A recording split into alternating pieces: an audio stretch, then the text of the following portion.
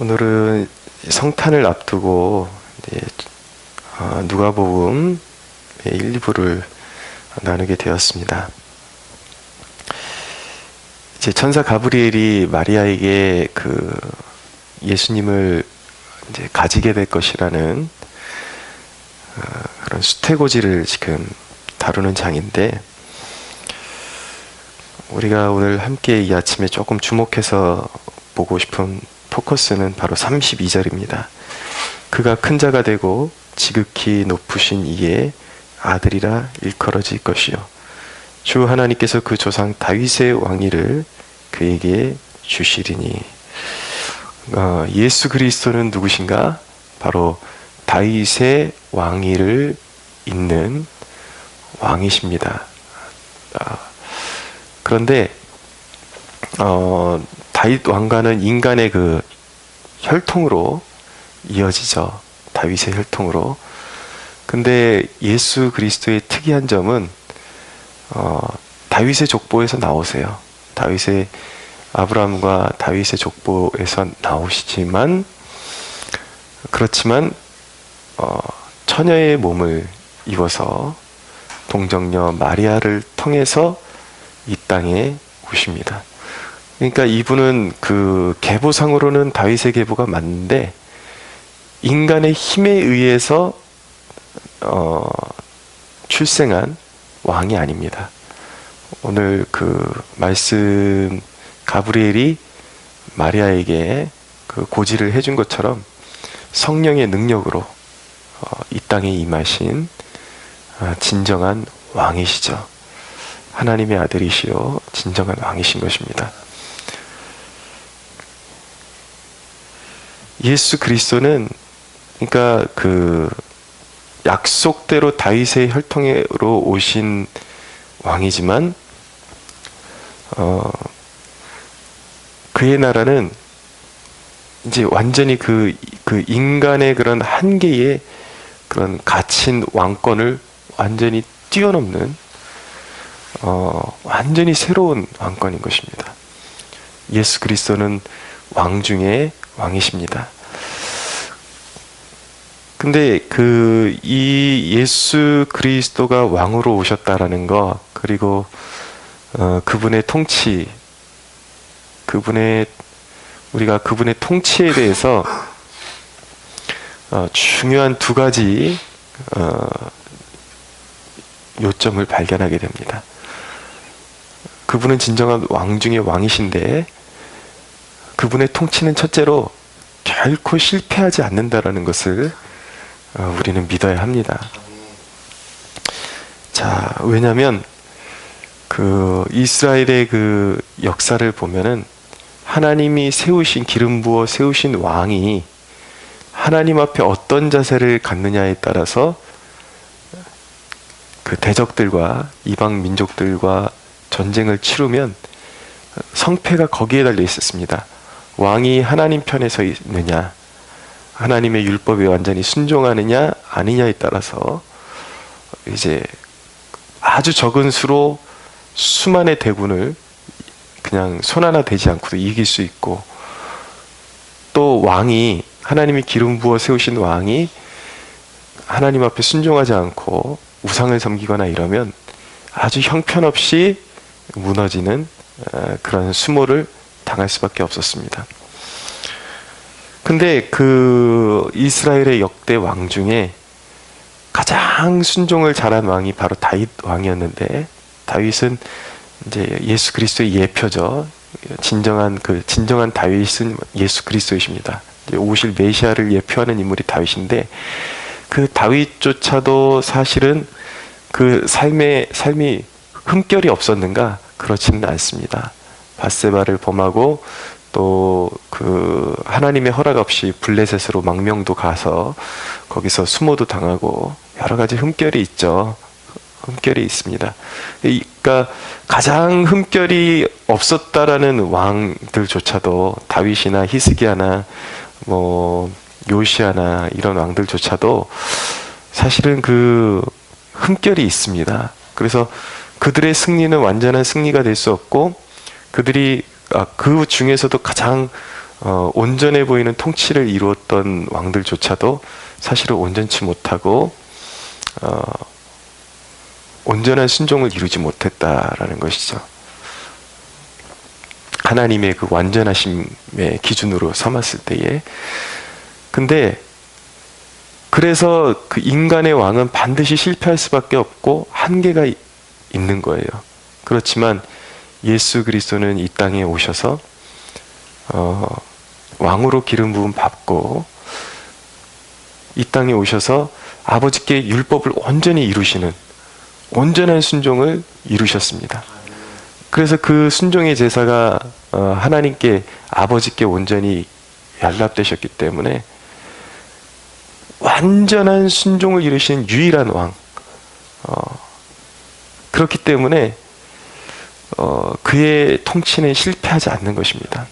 그러니까 예수님께서 이제 그 온전한 왕으로, 만왕의 왕으로 죽으시고 부활하심으로 만왕의 왕으로 등극하셨는데, 예수 그리스도께서 취하신 그 왕권은 이 땅에 오셔서 이 땅에서 인간이 실패했던 그 모든 것들을 이제 다시 이루시고, 아담이 실패했던 것도 완전히 복구시켜서 완전한 순종을 이루시고, 그리고 이스라엘의 왕들, 역대 왕들도 온전하지 못했는데 온전한 순종을 이루심으로써 그렇게 받으신 왕권이에요. 예수 그리스도의 왕권은 흠결이 있는 왕권이 아니라, 그렇기 때문에 하나님 아버지께서 그에게 부여하신 왕권은 완전한 순종, 흠결이 없는 순종을 통해서 이루셨기 때문에 그의 통치는 실패할 수가 없고, 그는 모든 영적 전쟁에서 승리할 수밖에 없으며 그가 다스리는 통치는 완전할 수밖에 없는 것입니다. 그러니까 우리가 그리스도 안에 있다라는 것이 얼마나 진짜 행복한 일이고 안전한 것인지 우리가 알게 되는 것이죠. 자, 첫째는 예수 그리스도의 통치, 이 영원하신 왕의 통치는 실패할 수 없다. 두 번째는 무엇이냐면 예수 그리스도의 통치는 영원하다라는 것입니다. 세상 그 어떤 왕의 통치도 영원할 수 없습니다. 사람이기 때문이에요. 그리고 이 땅에 속한 것이기 때문입니다. 그러나 그리스도께서 빌라도에게 신문 받으실 때에 뭐라고 말씀하셨냐면, 나의 나라는 이 땅에 속한 것이 아니다 라고 말씀하셨어요. 오묘한 말씀이에요. 분명히 이 땅에 드리워진 그 통치고 나라인데, 분명한 것은 이 땅에 매이거나 속한 것이 아니에요. 오히려 이 땅에 일어나는 현상을 주도해가고 이끌어가고 어떤 결과를 도출하는 그 나라. 예. 그렇지만 이 땅은 한계가 있지만 그 땅은 한계가 없는 그런 나라. 그래서 예수 그리스도의 나라는 어떤 기한이 있는 그런 한계에 갇힌 나라가 아니라 그분의 통치는 영원한 것입니다. 그분은 실패하지 않고 그분의 통치는 영원한데, 그러면 이 이야기는 무엇이냐면, 우리가 그 왕을 모시면, 자, 왕이 얼마나 잘 통치하느냐에 따라서 백성의 행복이 정해지죠. 예. 예수 그리스도를 우리가 왕으로 모시면 그분의 통치를 받게 되는 것입니다. 그렇기 때문에 진정으로 그분의 통치가 우리의 삶에 임할 때 우리의 인생도 실패할 수 없고, 절대 실패할 수 없고 영원할 수밖에 없다라는 것을, 영원히 그분의 다스리심을 받을 수밖에 없다라는 것을 알게 되는 것입니다. 그러면 어떻게 그 실패가 없는 통치, 영원한 통치, 이것을 나의 것으로 삼을 수 있는가? 그것이 관건인 것이죠. 아무리 좋은 것도 나와 동떨어져 있다라면 그것은 관계가 없는 것 아닙니까? 어떻게 하면 그분의 완전한 통치를 받아들여서 우리도 실패가 없는 그런 인생, 비록 우리가 이 땅에 살아가면서 실패처럼 보이는 일들이 점철되긴 하지만 궁극적으로 그 모든 것이 합력하여 선을 이루고 하나님의 뜻이 이루어지는 그러한 통치를 받을 수 있는가. 자, 34절을 보십시오. 마리아가 천사에게 말하되 나는 남자를 알지 못하니 어찌 이 일이 있으리이까. 천사가 대답하여 이르되 성령이 너에게 임하시고 지극히 높으신 이의 능력이 너를 덮으시니 이러므로 나실 바 거룩하신 이는 하나님의 아들이라 일컬어지리라. 자, 마리아가 도저히 이해가 가지 않는 거예요. 나는 아직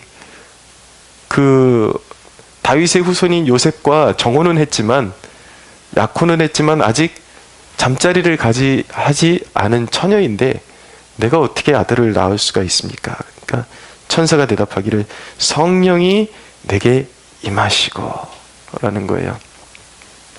성령의 능력으로 그 일이 가능하다라는 것입니다. 그러니까 하나님의 그 놀라운 일들이 어떻게 이루어지는가? 이는 힘으로 되지 않고 능으로 되지 않고 오직 나의 영으로 되느니라 라고 말씀하셨습니다. 우리의 삶의 진정한 왕의 통치, 예수 그리스도의 통치를 가져다 주는 것, 이어주는 유일한 길은 무엇인가? 바로 성령의 능력만이 그 일을 이루실 수가 있는 것입니다. 그러니까 여러분들이 이 부분을 잘 아셔야 돼요.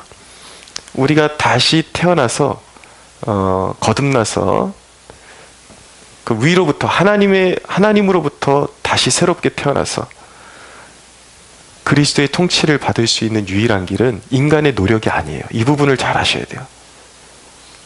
인간의 노력이라는 것이 가미되는 순간부터 무엇이 되는가? 세상 종교가 되어버리는 것입니다. 우리가 이 영원한 통치를 받을 수 있는 유일한 길은 성령만이 가능하게 하시는 거예요. 근데 성령이 그 일을 하실 수 있도록 우리가 받아들이는 그 통로가 무엇이냐? 그것이 믿음인 것입니다. 마리아가, 천사가 그렇게 말한 거예요. 너의 힘으로는 될 수 없지만 성령의 능력이 너에게 임하면 그 일이 가능하다. 그러니까 마리아가 어떻게 반응해요? 37절을 보십시오. 대저 하나님의 모든 말씀은 능하지 못하심이 없느니라. 그러니까 하나님이 너에게 약속하신 것이다. 그러니까 마리아가 어떻게 반응합니까? 38절에 마리아가 이르되 주의 여종이오니 말씀대로 내게 이루어지다. 이게 뭐예요 지금? 이게 순종이기도 하지만 이게 믿음이잖아요. 예, 말씀. 나는 주의 여종이오니, 우리가 이 일이 어떻게, 그 영원하신 왕의 통치가 나에게 어떻게 이루어질 수 있습니까? 라고 질문을 던졌을 때에 우리의 대답은 무엇이냐면, 우리도 이렇게 대답해야 돼요. 주의 여종이오니. 뭐예요? 나는 자격 없고 잉태할 수 있는 능력도 없어요. 아무것도 아니에요. 그러나 주의 말씀이, 주께서 말씀하셨기 때문에, 하나님이 성령을 통해서 그렇게 말씀하셨기 때문에 내가 믿나이다. 할렐루야. 예, 믿을 때에 그 믿음을 통해서 성령께서, 하나님께서 나에게 주신 약속이 이루어지도록 역사하신다. 이것인 것입니다. 믿음. 자, 여러분, 오늘 이 대목, 평생을 신앙생활에도 잊어서는 안 되는 아주 중요한 대목입니다. 자, 여러분, 제가 여느 목사들보다도 이 하나님 앞에 하나님을 섬기는 태도에 대해서 굉장히 강조를 많이 합니다. 예배도 준비된 예배를 드리라고, 예배도 최소한 15분 일찍 와서 준비하고, 헌금도 그냥 대충 드리지 말고 준비해서 드리고, 그리고 소득의 11조를 꼭 떼어서 드리라고 하고, 주일 성수, 금식하는 것, 금식을 활용하는 것, 그리고 저는 추수감사절 때에도 보통 그런 얘기 하지 않습니다. 저는 그냥 노골적으로 얘기해요. 하나님한테 드리는 거 결코 그냥 아무렇게나 가져오지 말고, 하나님께 드리는 것들은 무조건 내 힘으로, 나를 기준으로 했을 때에 내가 할 수 있는 최선의 것들로 해라. 라고 그렇게 요구를 합니다. 근데 여러분, 오늘 이 부분이 전제로 되지 않고는 그 모든 것이 다 그냥 폐기 처리되는 거예요. 쓰레기와 같아지는 것입니다. 그러니까 그 모든 것이 다 소중한데 하나님의 은혜를 입는 법, 그리고 나의 모든 섬김과 예물이 연락될 수 있는 유일한 길, 내가 하나님께 소원하는 그 모든 것들이 나에게 응답되는 유일한 통로, 이것이 무엇인가? 믿음이 없이는 아무것도 되지 않는 것입니다. 여러분들이 추구하는 것들이 그냥 여러분들의 노력으로 됐다 그러면 그것은 있을 수 없는 일이고 그것은 기독교가 아니에요. 그건 오해하고 있는 것입니다. 그러니까 여러분들이 무언가 하나님 앞에 기도하면서 올려드리면서 그냥 단순히 여러분들의 노력으로 어떤 정성으로 그것을 이루려고 하면 안 되는 거예요. 오해하면 안 되는 게 무엇이냐면 순서가 바뀌면 안 된다라는 뜻이지 노력이 필요 없다라는 얘기는 아니에요. 전혀 정성이 필요 없다 이런 얘기가 아니라 하나님 앞에 무엇이든지 할 때 최선을 옥합을 깨어드리듯이, 옥합은 무엇입니까? 이 여인이 드릴 수 있는 가장 최상의 것을 이야기하는 거예요. 그러나 그 전에 믿음이 없이는 아무것도 아니라는 것이죠. 아무것도 이룰 수 없다라는 거예요. 그러니까 여러분들의 정성이나 어떤 노력이나 이런 것들을 여러분들이 가지고 나오기 전에 여러분들이 가장 하나님 앞에 가지고 나와야 되는 것은 무엇이냐면 믿음이에요. 그러니까 이 일이 금식을 하면서도 이 일이 나의 그냥 밥을 굶고 있는 어떤 그 현재의 상태를 통해서 하나님이 내게 응답하실 것이라는 그것이 아니라 이미 내가 소원하는 바가 하나님이 연락하시고 믿음 안에서 이루어졌다. 할렐루야. 이 믿음 가지고 나와야 되는 거예요. 어떤 은혜든지 여러분들의 자격으로 하나님 앞에 나와서 하나님 앞에 무언가를 요구하려고 그러거나 은혜를 받으려고 그러면 벌써 거기서 실패한 거예요. 거기서 짓눌려 버리고, 제가 누누이 강조하지만 왜 하나님께 드릴 것 다 드리면서도 눌려 살아요? 마음이 자유가 없어요. 이건 잘못된 거예요. 왜 눌려 있는가? 믿음이 아니라 항상 그런 전제 조건이 있는 것이죠. 이걸 드리면 하나님이 뭔가 보상을 해 주실 거야 라는 그게 전제가 돼 있으니까 인간의 마음은요, 하루에도 수십 번 수백 번씩 이게 막 뒤집어지거든요. 정함이 없는 거예요. 기쁨이 없는 거예요. 그러니까 여러분들이 하나님 앞에 드리고 노력하는 거는 그 다음 문제예요. 이게 전제가 되지 않고 여러분들의 영혼은 결코 쉼이 없고 자유가 없어요. 그러니까 여러분, 제가 여러분들한테 어떤 행위를 강조할 때는 당연히 이 부분이 전제되고 들으셔야지, 단순히 행위를 전제로 하고 들으면 여러분들의 모든 행위는 100% 실패합니다. 행위가 아니에요. 우리 기독교는 절대 이 복음은 행위의 문제가 아니에요. 믿음의 문제예요. 하나님이 얼마나 자비하신지요. 제가 여러분들에게 그 경험했던 그 하나님을 말씀드리면, 기도 응답도 여러분, 우리가 온전해야 됩니다, 온전해야 됩니다 그러지만 사실은요, 제 자신을 그 과거의 역사를 돌아보면 말은 온전해야 된다 그러지만 하나님 앞에 온전한 적은 대개 손가락에 10번 들을까 말까 불가능해요. 거의. 그 불가능한 걸 가지고 여러분들이 해내려고 와서 그렇게 기도하면은 그 기도 생활은 100% 실패할 수밖에 없는 거예요. 여러분, 이 은혜의, 기독교는 은혜의 종교거든요. 진리거든요. 이 기독교의 특징은 뭐냐면요, 뻔뻔한 자에게 하나님의 은혜가 임한다라는 것입니다. 그냥 그런 거예요. 하나님 저 자격 없는 거 아시잖아요. 하나님 나의 아버지시잖아요. 나의 연약함을 아시기 때문에 내가 이 자리에 나와 있습니다. 내 힘으로 할 수 없기 때문에 내가 아버지 찾는 거 아시잖아요. 내 행동 하나하나 달아보면은 내 자신도 마음에 안 들지만 내 행동을 근거로 나를 사랑하시는 것이 아니라 하나님의 아들이신 예수님의 보혈의 공로를 근거로 나를 사랑하시기 때문에, 그리고 하나님이 애초에 나를 부르실 때에 자격 있는 나, 애초에 처녀이지만 아이를 낳을 수 없는 조건이지만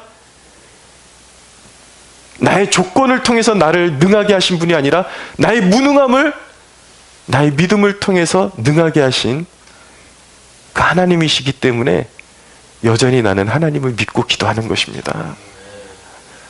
사랑하는 여러분, 오늘 이 아침에 축복하는데 여러분들의 영혼이 자유로워지시기를 축복합니다. 죄 가운데로 자유로워지라는 것이 아니라 믿음 가운데 자유로워지라는 것입니다. 즉 여러분들 기도하실 때, 여러분들 무언가 구하실 때에 여러분들의 정성으로 쇼부를 보려고 하지 마시고 믿음으로 쇼부를 보십시오. 할렐루야. 예, 믿음이 이기는 것입니다. 오늘 이 아침에 성령의 능력을 회복하시고, 또 성령의 능력을 회복하라니까 또 무슨 공들이듯이 무슨 자기 노력, 자기 힘으로 하려고 그러지 마시고 믿음. 이것은요, 하나님, 이게 믿음의 세계는 이게 놀라운 거예요. 하나님이 우리에게 주신 놀라운 세계. 뭐 세상 종교는 그럴지 모르겠어요. 당신이 여태까지 멀어졌던, 신으로부터 멀어졌던 죄악을 사하기 위해서는 오늘 길거리에 나가서 1000배를 하십시오. 100배를 하십시오. 또 어떤 정성을 보이십시오. 그럴지 모르겠지만 하나님의 은혜는 그런 것이 아닙니다. 내가 100일을 하나님과 멀어졌어도 그것을 깨닫는 순간 내 마음 안에서 믿음으로 돌이키면 관계가 회복되는 것입니다. 할렐루야. 네, 오늘 믿음으로 하나님 앞에 나가십시오. 그리고 믿음으로 성령의 능력을 회복하시고, 여러분들이 하나님 앞에 구하는 그 모든 기도의 제목들이 성령의 능력 가운데 연락되어서 응답받는 그런 믿음으로 얻어지는 참된 행복과 기쁨으로 충만해지는 이 아침이 되기를 예수님의 이름으로 축원합니다.